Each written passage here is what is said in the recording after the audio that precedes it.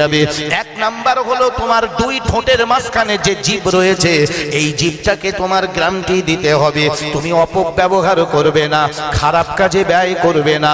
দু নাম্বার দুই উরুতের মাঝখানে যে লজ্জাস্থান রয়েছে এই লজ্জাস্থানটাকে তুমি খারাপ জায়গায় ব্যবহার করবে না, তুমি জেনা বেবিচার করবে না। আমি তোমাদের বলে দিলাম, তোমার যদি যৌবন উতলে ওঠে তুমি বিয়ে করো। ফানকিহু মা তাবা লাকুম মিনান নিসা, মেয়েদের ভিতর থেকে ভালো একটা মেয়েকে বিয়ে করো।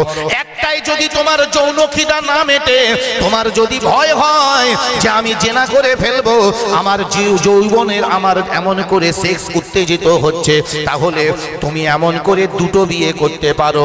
তাতেও যদি তোমার সেক্স না দমন হয় তুমি তিনটে বিয়ে করতে পারো। তাতেও যদি তোমার সেক্স দমন না হয় তুমি চারটে বিয়ে পর্যন্ত করতে পারো। তবে মনে রেখে দাও, খবরদার তুমি যেন জেনা করো না, তুমি বেবিচার করো না। কারণ কিয়ামতের দিন তোমাকে একটা আগুনের নারী তৈরি করে দিয়ে বলা হবে এই আগুনের সঙ্গে তুমি মেলামেশা করো। যারা জেনাখোর তাদের কিয়ামতের সাজা হবে ওই আগুনের মহিলা তৈরি করে তার সঙ্গে মেলামেশা করতে বলবে। আগুন আর মানুষ পারবে? কিন্তু আল্লাহ বলবেন করতেই হবে। দুনিয়ায় আনন্দ করেছিলে তার সাজা এই। আল্লাহ পাক আল্লাহ তাআলা বলে দিলেন তুমি বিয়ে করো, আমি বারবার বলেছিলাম, কিন্তু তুমি সেদিকে না ভ্রুক্ষেপ করে তোমার যৌবন কালটাকে তুমি সর্বনাশ করেছো, তুমি জেনাখোর হয়ে এমন করে এসেছো। মনে রেখে দাও, আমি আল্লাহ পাক আল্লাহ তাআলা তোমাকে এমন করে আমি ছাড়বো না, আমি তোমাকে চরম সাজার মধ্যে ফেলবো। তুমি সেদিন কোনো সাহারা খুঁজে পাবে না। 13-14 জন মেয়ের নাম বলে দিলেন, এই মেয়েগুলোকে তুমি যেন বিয়ে করো না। হুররিমাত আলাইকুম উম্মাহাতুকুম ওয়া বানাতুকুম ওয়া আখাওয়াতুকুম ওয়া আম্মাতুকুম ওয়া খালাতুকুম ওয়া বানাতুল আখি ওয়া বানাতুল উখতি ওয়া উম্মাহাতুকুম আল্লাতী আরদানাকুম ওয়া আখাওয়াতুকুম মিনার রাদাআতি। কোরআন শরীফ দিয়ে আমার আল্লাহ বলে দিলেন তোমাদের উপরে এই মেয়েগুলোকে হারাম করে দিয়েছি, খবরদার তোমরা এই মেয়েগুলোকে বিয়ে করো না। এই মেয়েগুলোর বিয়ে করা থেকে তোমরা বিরত থাকো। নিজের মা, নিজের ফুবু, নিজের খালা, নিজের বোন, নিজের বোনজি, নিজের ভাইজি, নিজের দুধমা, নিজের দুধ বোন, এই রকম নাম করে করে আল্লাহ বলে দিলেন এই মেয়েগুলো বাদ দিয়ে ভালো একটা মেয়ে বিয়ে করো। সেই ভালো মেয়ের পরিচয় বলতে গিয়ে আল্লাহ বলে দিলেন 18 পারাতে ওয়াকুল্লিল মুমিনাতি ইয়াগুদুনা মিন আবসারিহিন্না ওয়া ইয়াহফাজনা ফুরুজাহুন্না ওয়া লা ইবদিনা যিনাতাহুন্না। লম্বা চওড়া আয়াত, আল্লাহ সব কোরআনই তো বলে দেবে। চাষ করবেন, ব্যবসা করবেন, চাকরি করবেন, বিয়ে করবেন, স্ত্রীর সঙ্গে কি করে মেলামেশা করবেন সেও আল্লাহ কোরআনে বলে দিয়েছে। আল্লাহ বলেছেন খবরদার তোমার স্ত্রী যখন শরীর নাপাক হয়ে যাবে তার সঙ্গে যেন মেলামেশা করবে না, নিষেধ করেছেন আল্লাহ। কোরআন শরীফের সূরা বাকারা 2 পারাতে আমার আল্লাহ বলে দিলেন ইয়াসআলুনাকা আনিল মাহিদ কুল হুয়া আযা ফাতাজিলুন নিসা ফিল মাহিদ ওয়া লা তাকরাবুহুন্না হাত্তা ইয়াতুহুরনা ফাইযা তাতাখারনা ফাতুহুন্না মিন হাইসু আমারাকুমুল্লাহ ইন্নাল্লাহা ইউহিব্বুত তাওয়াবিনা ওয়া ইউহিব্বুল মুতাতাহহিরিন। অপর জায়গায় আল্লাহ বলেন নিসাউকুম হারসুল লাকুম ফাতু হারসাকুম আন্না শিইতুম। মেয়েরা নবীজির কাছে জানতে চাইলেন আমাদের যখন শরীর নাপাক হয়ে যায়, আমাদের স্বামীরা, তাহলে আমরা বৈধ স্বামী তো, কিন্তু ওই সময় আমাদের সঙ্গে মিলনে তো প্রচন্ড পেটের ব্যথা হয়, যন্ত্রণা হয়, রক্ত চলে, কষ্ট হয়। এইটা যদি না হতো তাহলে তো আমাদের অসুবিধা হতো না। আবার আল্লাহ সঙ্গে সঙ্গে কোরআন দিয়ে বলে দিলেন হে নবী তুমি মেয়েদেরকে শুনিয়ে দাও ইয়াসআলুনাকা আনিল মাহিদ, যে মেয়েরা হায়েজের ব্যাপারে তোমার কাছে প্রশ্ন করছে তুমি বলে দাও কুল হুয়া আযা, এটা একটা রোগ।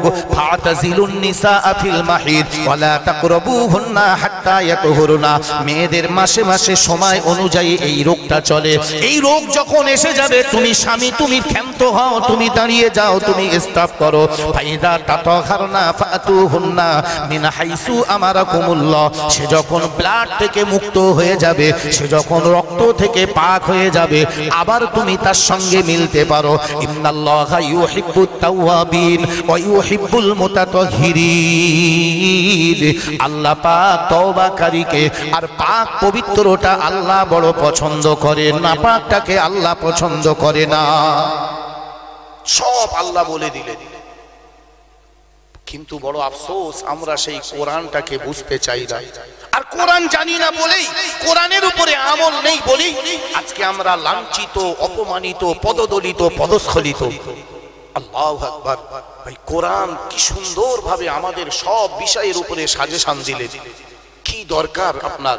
সূর্য কেন ওঠে, চাঁদ কেন ওঠে, তারা কেন উঠেছে, আল্লাহর কাছে জিজ্ঞাসা করুন, কোরআন বলে দেবে। ইয়াসআলুনাকা আনিল আহিল্লা, হে নবী চাঁদের ব্যাপারে তোমার কাছে প্রশ্ন করছে, তুমি বলে দাও কুল হিয়া মাওয়াকিতু লিন্নাস, চাঁদ উঠেছে এমন করে তোমাদের সময় ঠিক করার জন্য। এমন করে কিছু মানুষ বললেন, ইয়া রাসূলুল্লাহ, ইয়া হাবিবাল্লাহ, হে নবী, নবী গো, আমরা আমাদের টাকাগুলোকে কোথায় খরচ করব বেশি বেশি? ওগো আল্লাহর নবী, আপনি আমাদের বলে দেন। ইয়াসআলুনাকা মাযা ইনফিকুন, আল্লাহ বলে দিলেন, কুল মা আনফাকতুম মিন খায়রিন ফালিল ওয়ালিদাইনি ওয়াল আকরাবিন, তোমাদের টাকা পয়সা খরচ করার উত্তম জায়গা হলো তোমাদের বাপ মা। ইয়াসআলুনাকা মাযা ইনফিকুন কুল মা আনফাকতুম মিন খায়রিন ফালিল ওয়ালিদাইন ওয়াল আকরাবিন, তোমার টাকা খরচ করার উত্তম জায়গা হলো তোমার বাপ আর মা আর তোমার করিবি রিশতেদার। অথচ বোন বোনাই আসলেই শালার মুখ হাঁড়ি হয়ে যায়। ডিসেম্বর মাস ছুটি হয়েছে, বোন বাপের বাড়ি এসেছে, ভাগনা ভাগ্নিগুলো নিয়ে বোন এসেছে। ওরে বাবা, ও মামা ভালো আছো? মামা নামাজ পড়তে যাচ্ছে জোহরের, ভাগনা এসেছে, ও মামা ভালো আছো? তার মানে জ্বালাতেইছিস, রাগ হচ্ছে। আর বোন যেই বলছে ভাই ফারাসটা বিক্রি করে নিয়ে যাব, খুব অভাব যাচ্ছে, তখন বলছে এত বড় সাহস, ফারাস বিক্রি করতে এসেছিস, কুটুম উঠে যাবে। ভাই এর বেলা কুটুম উঠে যাবে? তাহলে হক কি ছিল, দায়িত্ব কি ছিল, কর্তব্য কি ছিল? কোরআন আমাদের কি বলেছে? ফালিল ওয়ালিদাইনি ওয়াল আকরাবিন, ফালিল ওয়ালিদাইনি ওয়াল আকরাবিন, তোমার বাপ মা আর তোমার করিবি রিশতেদার, তোমার আত্মীয় যারা। রাসূলুল্লাহ বলেছেন, যারা আত্মীয়তা ছিন্ন করে তারা খাঁটি মুসলমান বলে দাবি করতে পারে না, যারা আত্মীয়তা ছিন্ন করে। অথচ আমরা ধর্ম কুটুম, ইসলামে ধর্ম কুটুম নাজায়েজ, আর সেটাই মুসলমান এখন নিজের বোন বোনাই রয়েছে, উনি আবার ধর্ম কুটুম করে বসে রয়েছে। ভাই ধর্ম কুটুম মানে কিছু গ্যান্ডালাইজ আছে ওর ভেতরে। ধর্ম কুটুম করা মানে কান মে কুছ কালা হ্যায়, এমনি এমনি হয়নি, লাভ একটা আছে, হয় ভালো নয় খারাপ, একটা কিছু আছে ওর ভিতরে। এত বোন রয়েছে, বসায় না, ধর্ম বোন করতে গেছো, তোমার নিজের বোনের ভাত দিতে পারো না, ধর্ম বোন পাতা দিয়ে গেছো, তার মানে কান মে কুছ কালা হ্যায়। ভাই রাসূল তা বলেননি, ইসলাম তা বলে না, অথচ আমরা তাই করছি। জবাব কি দেব আল্লাহর কাছে? মরে তো যেতেই হবে, কবরে তো যেতেই হবে, হাসরের মাঠে আল্লাহর সামনে জবাব কি দেব, উত্তরটা কি দেব? বিশ্ব নেতা বিশ্ব নবী রাসূলুল্লাহ হাবিবুল্লাহ সংসার করেছেন, আমার নবীর 11টা স্ত্রী, আমার নবী পাক সাল্লাল্লাহু আলাইহি ওয়াসাল্লামের 7টা সন্তান ছিল, উম্মে কুলসুম, রুকাইয়া, যায়নাব আর ফাতেমা। আমার নবী পাক 3টে ছেলে ছিল, তৈয়ব, তাহির, ইব্রাহিম, আর একটা পোষা ছেলে যার নাম যায়েদ বিন হারিস। এতগুলো সন্তান স্ত্রী নিয়ে আমার নবী পাকের লম্বা চওড়া সংসার। আল্লাহর নবী রাসূলুল্লাহ কত সুন্দর নবী, আমার বাড়িতে আসতেন, স্ত্রীদের হাতের কাজ করে দিতেন। আল্লাহর নবীর নানু ছিলেন, হাসান আর হুসাইনকে নিয়ে নবী আমার অনেক সময় খেলা করতেন। আল্লাহর নবী তাদের সঙ্গে এত খেলা করতেন, হাসান আর হুসাইন ঘন ঘন নবীর কাছে এসে থাকতো। আমার নানু ভাই, রাসূলুল্লাহ বলতেন ওরা আমার নানু ভাই। বিশ্ব নবী রাসূলুল্লাহ এমন করে হাসান আর হুসাইনকে নিয়ে এত খেলা করতেন। একদিন নবীজি মসজিদে বসে রয়েছেন নবাবিতে, হযরতে হাসান আর হুসাইন এসে বলছে, ও নানু ঘোড়া চাপবো, ও নানু ঘোড়া চড়বো। সাহাবা হুজুররা বলছেন খুব জ্বালাতন করছে, নবীজির মনটা খারাপ হয়ে গেল, তোমরা এরম বলছো কেন, ওরা কোথায় খেলবে বলো, আমি যে ওদের নানু ভাই, আমি যে ওদের নানু ভাই, তাই আমার সঙ্গে তো ওরা একটু আদর করবে। রাসূলুল্লাহ বললেন চলো চলো ঘোড়া চাপিয়ে দেবো, চলো বলে নবী বাড়ি নিয়ে গেলেন। বাড়িতে নিয়ে গিয়ে বলছে দরজা লাগিয়ে দাও, তোমার নানার পাগলা ঘোড়া পালাবে, দরজা লাগিয়ে দাও। হাসান আর হুসাইন তখন তো ছোট ছোট, দরজা লাগিয়ে দিয়েছে। নবীজি হাঁটু আর হাত দিয়ে উবু হয়ে হযরতে হাসান আর হুসাইনকে ডেকে বললেন, ও আমার নানু ভাই, এসো, পাগলা ঘোড়া চড়বে তো এসো। হযরতে হাসান এসে লাফ মেরে কাঁধের উপরে, পিঠের উপরে বসেছে, আল্লাহর নবীর কানটা ধরেছে। নবীজি লাফ মেরে মেরে যায় আর বলছে, হুসাইন, তোমার কিন্তু পাগলা ঘোড়া চড়া হলো না, তাড়াতাড়ি চলে এসো, তোমার নানু পাগলা ঘোড়া একটু তাড়াতাড়ি আনন্দ করে নাও। আল্লাহর নবীর পিঠের উপরে হাসান আর হুসাইন, হুসাইন উঠে বলছে, ও নানু ভাই, ও নানু ভাই, এমন করে ঘোড়ার তো লাগাম থাকে, আমাদের ঘোড়ার লাগাম কই? আল্লাহর নবী মাথার থেকে পাগড়িটা খুলে কালের ভিতরে দিয়ে পাগড়ির দুই মাথা দুই ভাইয়ের হাতে দিয়ে বলছে, এই নাও লাগাম, যেদিকে টানবে তোমার ঘোড়া সেদিকে চলে যাবে। আল্লাহর নবী ঘরের ভিতরে এমন করে দুই ভাইকে নিয়ে খেলা করছেন। হযরতে ফাতেমা অনেক সময় হয়ে গিয়েছে, দুই ছেলেকে খুঁজে পায় না। হযরতে ফাতেমা বলেন, কই আমার হাসান কোথায় গেল, আমার হুসাইন কোথায় গেল? ঠিক আমার আব্বা বিশ্ব নবীর কাছে রয়েছে। হযরতে ফাতেমা দৌড়ে এসেছেন নবীর বাড়িতে। আল্লাহর নবীর ঘরের দরজাটা দেওয়া, টুকটুক করে বাড়ি বাঁধলেন, দরজা খুলে দেওয়া হলো। ঘরের ভিতরে ঢুকে দেখে দুই ছেলে বিশ্ব নেতা বিশ্ব নবীর কাঁধের উপরে চড়ে বসে রয়েছে। হযরতে ফাতেমা তাড়াতাড়ি গিয়ে ছেলে দুটোকে টান মেরে নিচে নামালেন। ফাতেমা বলছেন, ও আমার হাসান রে, ও আমার হুসাইন রে, তোমার নানু ভাই বটে, তিনি যে বিশ্ব নেতা বিশ্ব নবী, তোমার নানু ভাইয়ের এমন করে কাঁধে তোমরা চড়েছো, বেয়াদবি করেছো।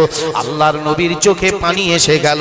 নবী আমার বলেছিলেন, মা, ও আমার মা ফাতেমা, মারে 6 বছর বয়সে মা হারিয়েছিলাম, তোমরা আমার মা, তাই আমি তোমাকে মা ফাতেমা বলে ডাকি। আমি কোনোদিন শুধু ফাতেমা আমি তোমাকে বলি না, আমি তোমাকে মা ফাতেমা বলে ডাকি, কিন্তু মা হয়ে তুমি আজকে আমাকে কষ্ট দিলে। হযরতে ফাতেমা বলেন, আব্বা জান বিশ্ব নবী গো, কি এমন কষ্ট দিলাম আপনাকে?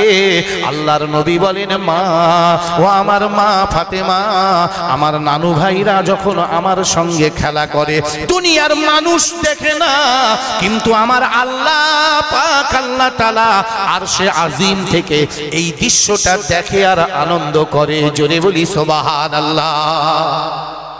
তুমি যখন হ্যাংচা টান মেরেছো, আমার নানু ভাইদের লাগেনি, তোমার বিশ্ব নবীর কলিজায় লেগেছে। আহ, তুমি টানলে কেন? আমি যে ওদের নানু ভাই, ওদের নিয়ে একটু আনন্দ করব না? ওরা কার কাছে খেলবে বলো? কার সাথে খেলবে ওরা? আমি যে ওদের নানু ভাই, আমার দায়িত্ব। কি সুন্দর নবী আমার, কত সুন্দর রাসূল আমার, আল্লাহ রাসূল হাবিবুল্লাহর আদর্শ।